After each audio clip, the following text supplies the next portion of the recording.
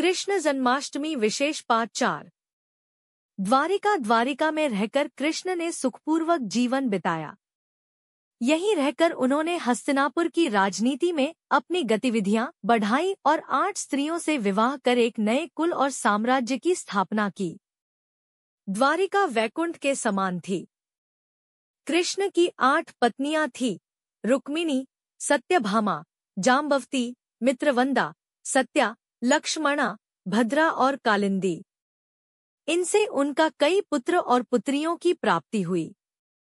इसके बाद कृष्ण ने भौमासुर, नरकासुर द्वारा बंधक बनाई गई लगभग 16,000 स्त्रियों को मुक्त कराकर उन्हें द्वारिका में शरण दी। नरकासुर प्रागज्योतिषपुर का दैत्यराज था जिसने इंद्र को हराकर उनको उनकी नगरी से बाहर निकाल दिया था। नरकासुर के अत्याचार से देवतागण त्राहि कर रहे थे।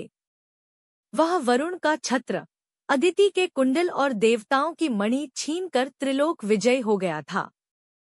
वह पृथ्वी की हजारों सुंदर कन्याओं का अपहरण कर उनको बंदी बनाकर उनका शोषण करता था।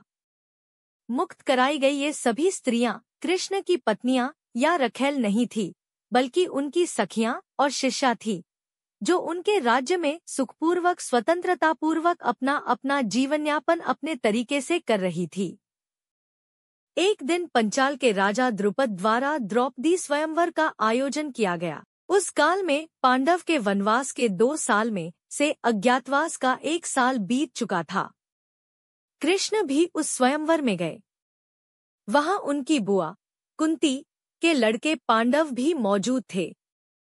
यहीं से पांडवों के साथ कृष्ण की घनिष्ठता का आरंभ हुआ। पांडव अर्जुन ने मत्स्य भेद कर द्रौपदी को प्राप्त कर लिया और इस प्रकार अपनी धनुर्विद्या का कौशल अनेक देश के राजाओं के समक्ष प्रकट कर दिया। अर्जुन की इस कौशलता से श्री कृष्ण बहुत प्रसन्न हुए। वहीं उन्होंने पांडवों से मित्रता बढ़ाई और वनवास की समाप्ति के बाद वे पांडवों के साथ हस्तिनापुर पहुंचे। कुरुराज धृतराष्ट्र ने पांडवों को इंद्रप्रस्थ के आसपास का प्रदेश दे रखा था। पांडवों ने कृष्ण के द्वार का निर्माण संबंधी अनुभव का लाभ उठाया। उनकी सहायता से उन्होंने भी जंगल के एक भाग को साफ कराकर इंद्रप्रस्थ नगर को अच्छे और सुंदर ढंग से बसाया। इसके बाद कृष्ण द्वारका लौट गए। फिर एक दिन अर्जुन तीर्थाटन के दौरान द्वारिका पहुंच गए। वहां कृष्ण की बहन सुभद्रा को देखकर वे मोहित हो गए। कृष्ण ने दोनों का विवाह करा दिया और इस तरह कृष्ण की अर्जुन से प्रगाढ़ मित्रता हो गई। जरासंध का वध कृष्ण इंद्रप्रस्थ आए और उन्होंने राजसूय यज्ञ के आयोजन का समर्थन किया, लेकिन उन्होंने युधिष्ठिर से कहा कि पहले अत्याचारी राजाओं और उनकी सत्ता को नष्ट किया जाए, तभी राजसूय यज्ञ का महत्व रहेगा और देश विदेश में प्रसिद्धि होगी। युधिष्ठिर ने कृष्ण के इस सुझाव को स्वीकार कर लिया। तब कृष्ण ने युधिष्ठिर को सबसे पहले जरासंध पर चढ़ाई करने की सलाह दी। इसके बाद भीम और अर्जुन के साथ कृष्ण मगध रवाना हुए और कुछ समय बाद मगध की राजधानी गिरिब्रज पहुंच गए। कृष्ण की नीति सफल हुई और उन्होंने भीम द्वारा मल्लयुद्ध में जरासंध का वध करवा डाला।